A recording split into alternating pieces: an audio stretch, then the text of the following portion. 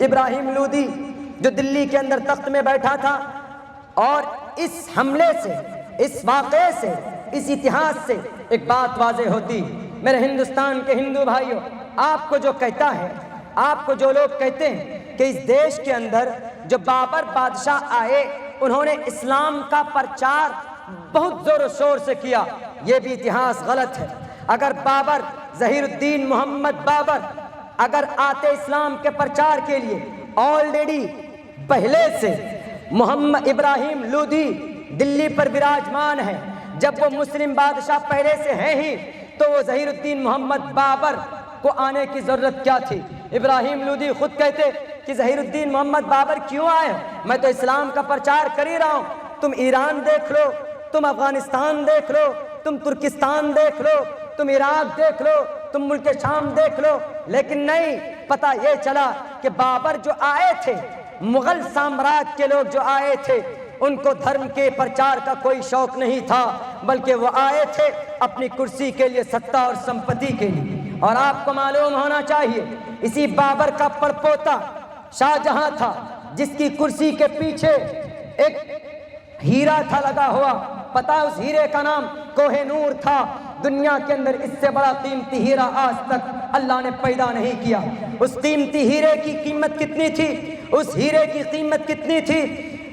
اگر بیچ دیا جائے تو اس ہیرے کو بیچنے سے پوری دنیا کے انسانوں کو 3 دن تک کھانا کھلایا جا سکتا ہے۔ اس ہیرے کو ایران سے چھین کر ہندوستان کی اس دھرتی پر لانے والا شاہ جہاں بادشاہ تھا، اور شاہ جہاں بادشاہ نے تاج محل بنایا، لیکن ایک لوٹیرا، ایک ظالم رائٹر 1989 کے اندر آتا ہے ہندوستان، وہ کہتا ہے کہ تاج محل کی بنیاد تیجو محل شیو جی مندر کو توڑ کر رکھا گیا۔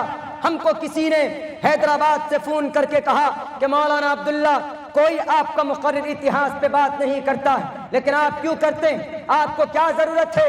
ہم نے کہا کہ میں مرتے دم تک کہوں گا، میں مرتے دم تک بولتا رہوں گا اتہاس کو، جو حقیقت ہے، جو ٹروتھ ہے۔ تمہارے کسی ماں نے وہ بچہ نہیں جنا ہے جو عبداللہ سالم کی زبان کو روک دے۔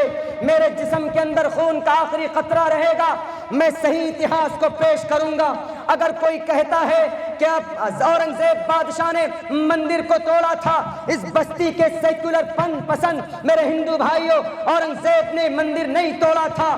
میں کہوں گا اتہاس کہ اورنگزیب وہ تھا جس نے آسام کی کامکھیا دیوی کی مندر کو بنایا تھا، اورنگزیب وہ تھا جو بنارس کی کاشی وشوناتھ کی مندر بنایا تھا، اورنگزیب وہ تھا جس نے مہاکالی کی مندر اجین کے اندر بنوایا تھا۔ میں اتہاس بولتا رہوں گا۔ ایک مندر توڑا تھا، لیکن اس کے ساتھ ساتھ میں ایک مسجد بھی شہید کروائی تھی۔ کیوں؟ ان کے اندر دولت چھپا کر رکھے ہوئے تھے۔ اور پتہ ہے یہ اورنگزیب نے اپنی طرف سے کسی کے اوپر ظلم و زبردستی نہیں کی تھی۔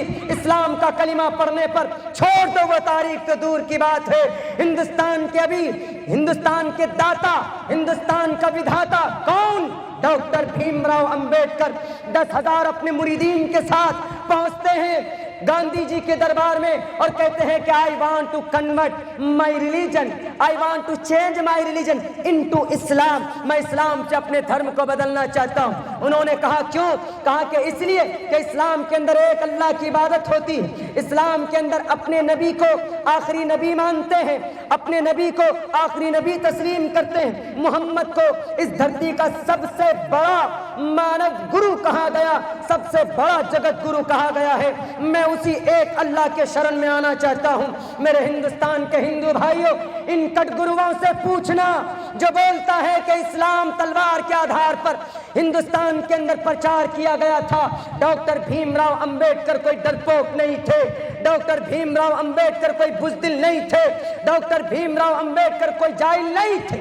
ہندوستان کے قانون کو لکھنے والا، ہندوستان کے سمویدھان کو لکھنے والا یہ ڈاکٹر بھیم راؤ امبیڈکر جب دیکھا کہ Islam is the best religion to the world, اسلام دنیا کا سب سے بہترین دھرم ہے، تب جا کر دل کے اندر داعیہ پیدا ہوا، دل کے اندر شوق پیدا ہوا کہ ہم اسلام دھرم کو ایکسپٹ کریں گے، قبول کریں گے۔